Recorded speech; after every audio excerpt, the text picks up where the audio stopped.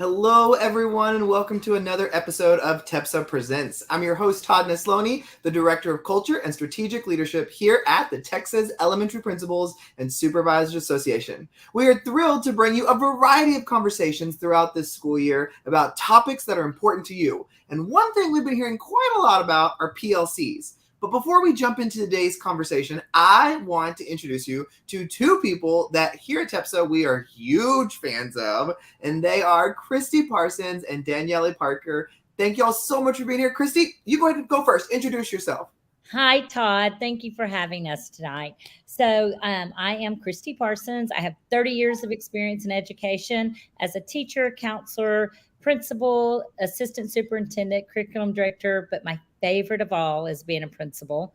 I am currently an education consultant, associate with Solution Tree. Awesome. And if y'all are watching tonight, you can see how super fancy Danieli is with her beautiful background and everything. If you're just listening to this recording, you're missing out how professional she looks. I'm just like in awe. But Danieli, go ahead and introduce yourself. Hi, I am Danieli Parker, and I am starting my 20th year in education. I have been a teacher, assistant principal, and I'm currently director of innovation and instructional technology in my district, just mainly everything around instruction and then using blended learning to help our instruction and helping our principals with that. I too do work for Solution Tree as an educational consultant as well, and I'm just excited to be back here with you, Todd. Well, and I'm super thrilled about today's conversation because in addition to what we're going to talk about today, you two have actually created some online learning that is available through TEPSA. So before we even get started today, I want y'all to share a little bit about that because people might be listening to our conversation later and be like, oh my gosh, I need more. Like Cristi, Danieli, give me more. And guess what? You've already made all the more for them. So give us a little elevator pitch of what people can, because they can sign up now. So what's available for them? Go ahead, Danieli, you start. Okay, Cristi and I are so excited about this.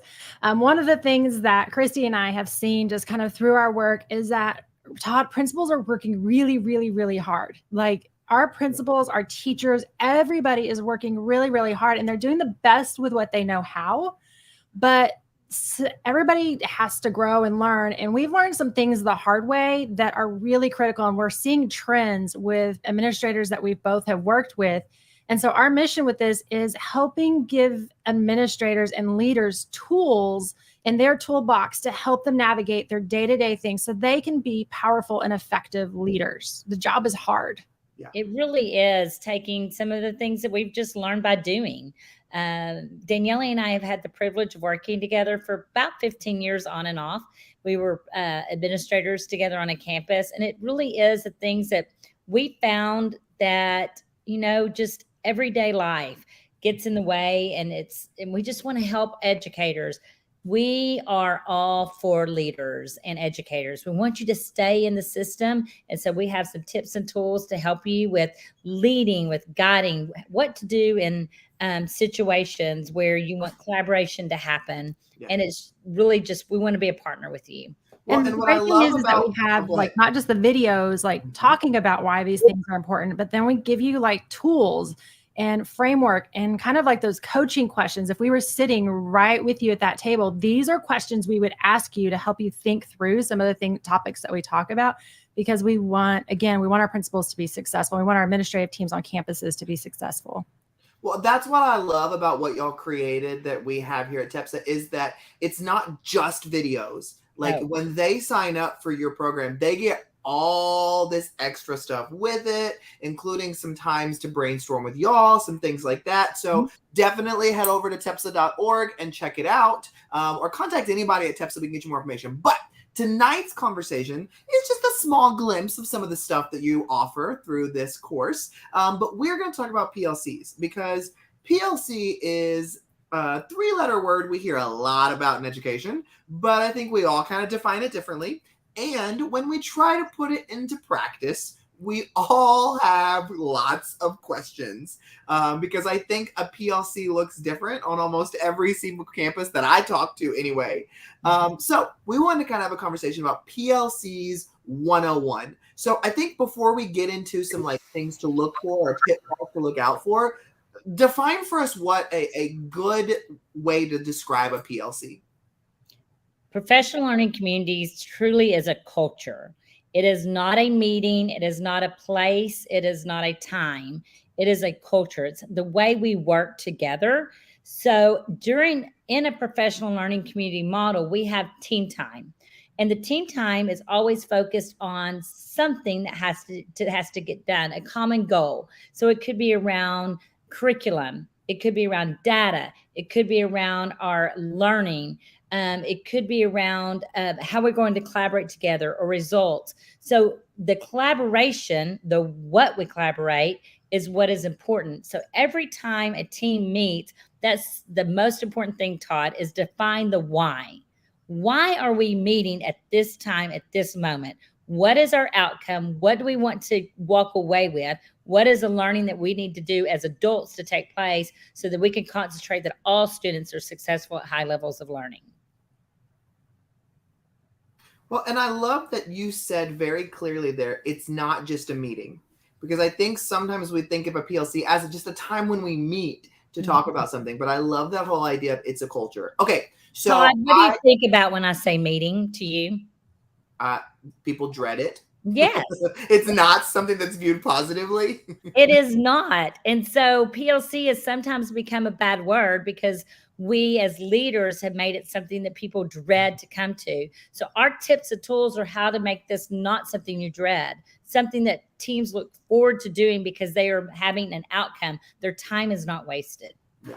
So let's say that I'm a principal and I really want to get this PLC thing right. I don't want it to be something that starts out so poorly that nobody can ever look at it the same again. I have to think of a whole new acronym now because it's such a negative thing. And so where do I even begin? Like, what's a good first step for me? It begins with your mission and your vision and your commitments and your goals. Those are the 4 foundations of professional learning community. We have to know why we exist. We have to know as a campus community, what do we want to become? What are we as a campus committed to? And what are our goals? Because we have to have something we can measure to make our progress. And Todd, so many schools, this is the part that they fall apart on. They don't establish a common mission and vision and that collective commitments, that they start doing things out of compliance, not because they believe in it or they believe and understand how it connects to the work that they're doing day to day. And the 4 pillars is absolutely foundational for a school. And, sometimes I think people see, the whole PLC and they try to implement everything like right that second. And you first have to build an understanding with a campus of why you're doing this work and what is the purpose behind it. Well, that's what I love. It's a process. And I think sometimes, like you just said, Daniele, people think that if I'm going to do PLC right, I got to do all of it from the start and do it right. But introducing some of those things. But you also said something else that really reminded me a lot of my journey is you said, make sure it aligns with that mission and that vision. And I will tell you, before I became a principal, I didn't even know like our schools had mission and vision statements. And then when I became a principal, they were like, yes. And then I went to this training. They were like, your staff needs to be involved in creating it. I was like, well, obviously we don't even know what it is. And so I think having that aligned vision, but also making sure people actually know you do, because every school has to have one. So you have one. What was it developed for? Does it align with what you're doing now? So I love that you said that too, Daniele. And Todd, people are overcomplicating their mission statements. Like they're completely overcomplicating it. And that's one of our focuses in one of our modules is just, we don't have to make these complicated, elaborate, like wording mission and vision statements. We want to make memorable statements that our staff and even students can own. We walk you right through how to quickly make a vision and mission statement. We know campuses and districts that spend 30, 60, 90 days on creating a mission and vision statement. And we show you how to do that in a 45-minute time and that it can make it stick. I love it. And that's why we keep mentioning this course that y'all created, because it's not just the videos. That's why when I was going through it, I was like, oh my gosh, this is so great. Like, I've got PDFs, I've got step-by-step, I've got all these things. And so if I'm listening today thinking, okay, I understand the mission and vision, I get that. Mm-hmm. Tell me something that happens during a PLC. What is something that you love to do during a PLC? So Todd, one of the things that we like to talk about, Danieli and I, is think again how we are as teachers. We expect to, when we walk in a classroom, we know what the students are learning and what success looks like. We do not go into the day without knowing that. Each lesson has learning objective and success criteria. And that's exactly what we do when we meet as a collaborative team in this PLC world. What is our learning objective? What are we going to learn together? And what does success look like in that learning? What is the outcome going to be? So it could be something like, okay, we're starting a new unit. So we need to look at the unit and decide what is essential in the unit, break down those standards. And so the success would look like all of us leaving that time together with the shared knowledge and understanding of what students will learn. So every time we meet, whether it be on data, state standards, whether it be on tier 2, tier 3, whatever it is, we walk into that meeting. What do we want to learn together? What does success criteria look like? And what is that outcome going to be? Now, wait a minute, Cristi. So you're saying that as administrators, we should be doing the same things our teachers are doing in their lessons that we're asking them to do every day? We should be doing that too? Yes, Todd, let's model it. And, but I think that that's so powerful, because sometimes the conversation we can hear often from teachers is that the administrators have forgotten what all they do and forgotten what they're being asked of.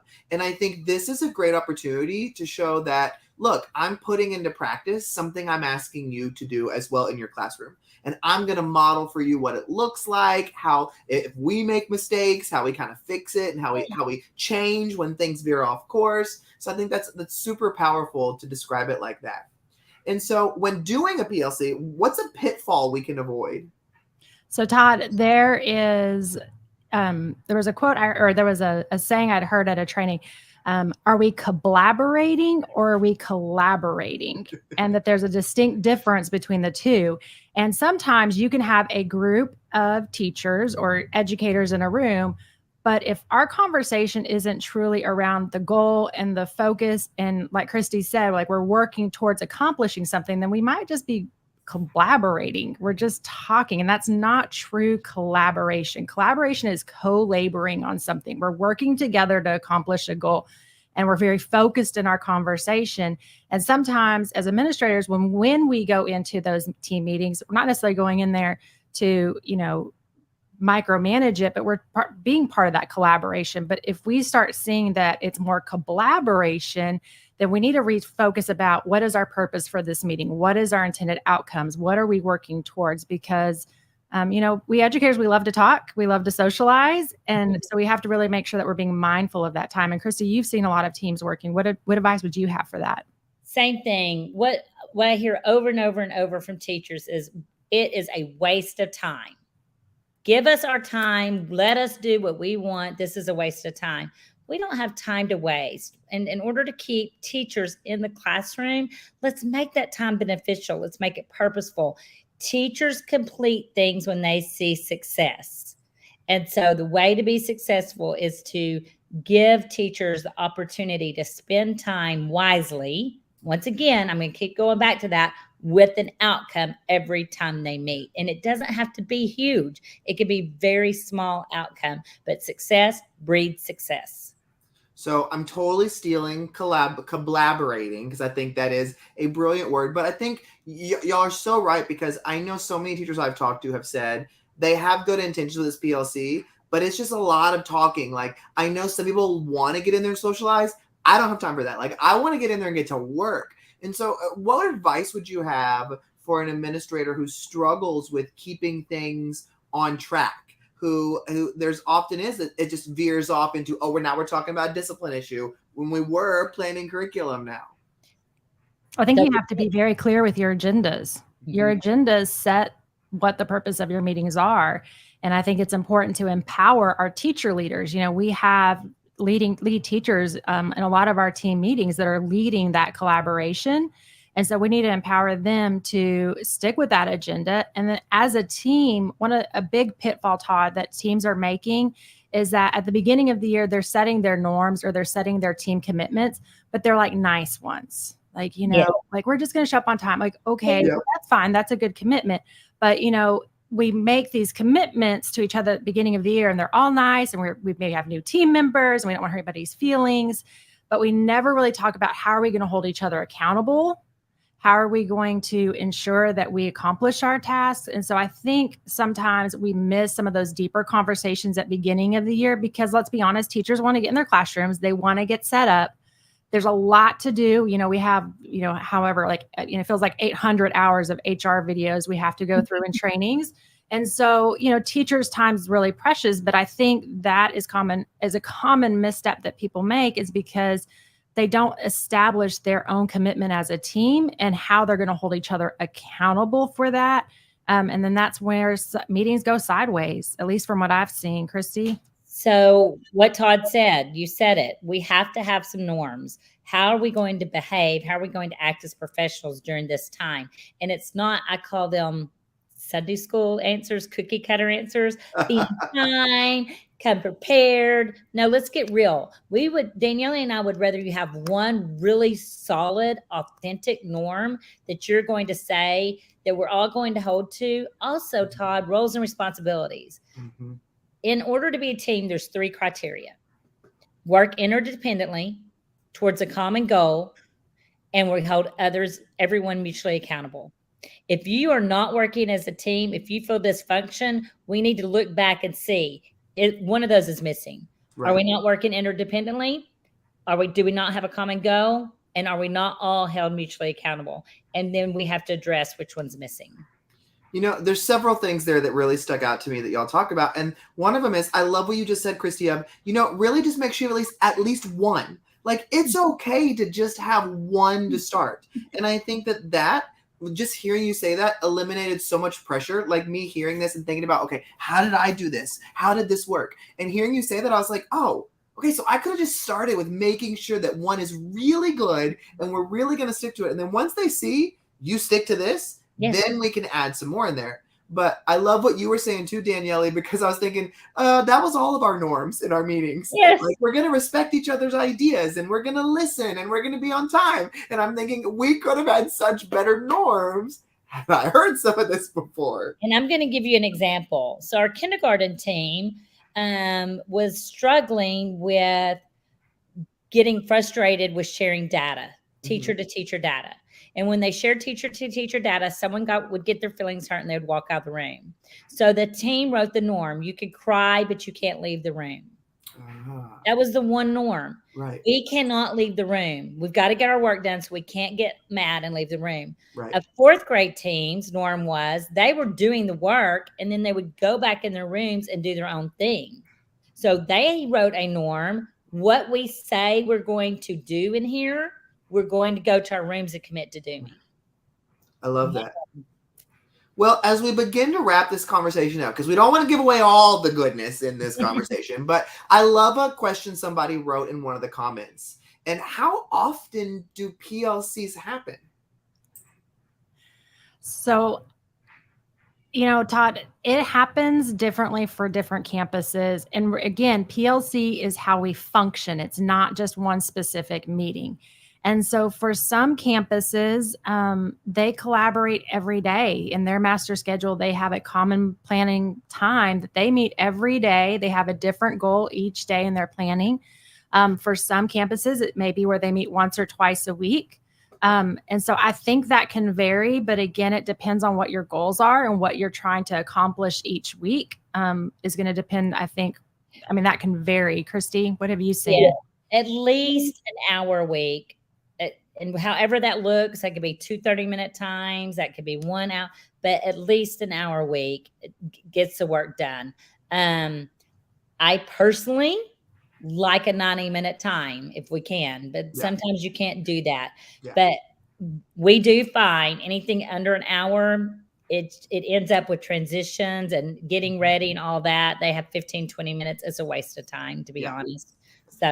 So I have a personal question because I'm thinking about how I would have planned this out. And so I'd love to know, when you two have done PLCs in your different roles, is there always an administrator present in the PLCs? I love that question, Todd. Thank you for asking that. So glad you asked that, because Danielle and I are passionate about this.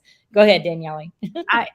We believe that administrators have to be in there. We are the instructional leaders on the campus. And it is, again, to be part of the team, not just monitoring the team.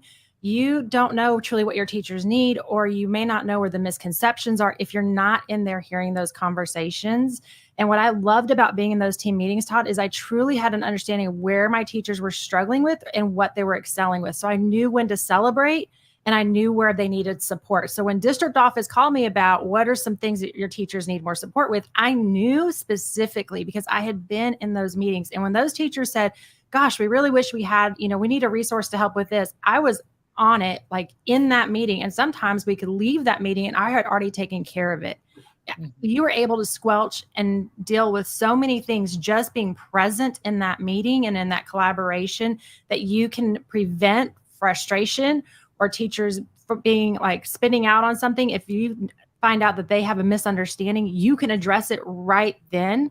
If an administrator isn't in there, sometimes the meetings are not as productive. Sometimes there's going to be frustration that's going to be talked about. Whereas if you're in there, you can figure out more about it or say, hey, we'll talk about that after this. I want to learn more from you.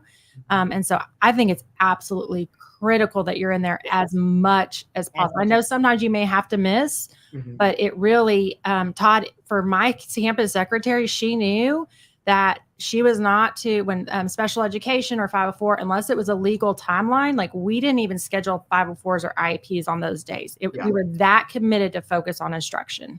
And what you're, as leaders, I know you're probably sitting here going, oh my gosh, one more thing to put on my list. But what your calendar shows is what you're showing your staff you value. So look at your calendar and see what picture does this paint that says I value. That goes for district leaders too. Yeah. I love that. Well, and you said something really powerful there, Danielle. I don't even know if you realized it. I love when I heard you say, when I'm in a meeting, I know what to celebrate and what to support. And I thought that was such a good wording for that, because it's not a negative thing. There's something to celebrate here. There's a way that I can support you.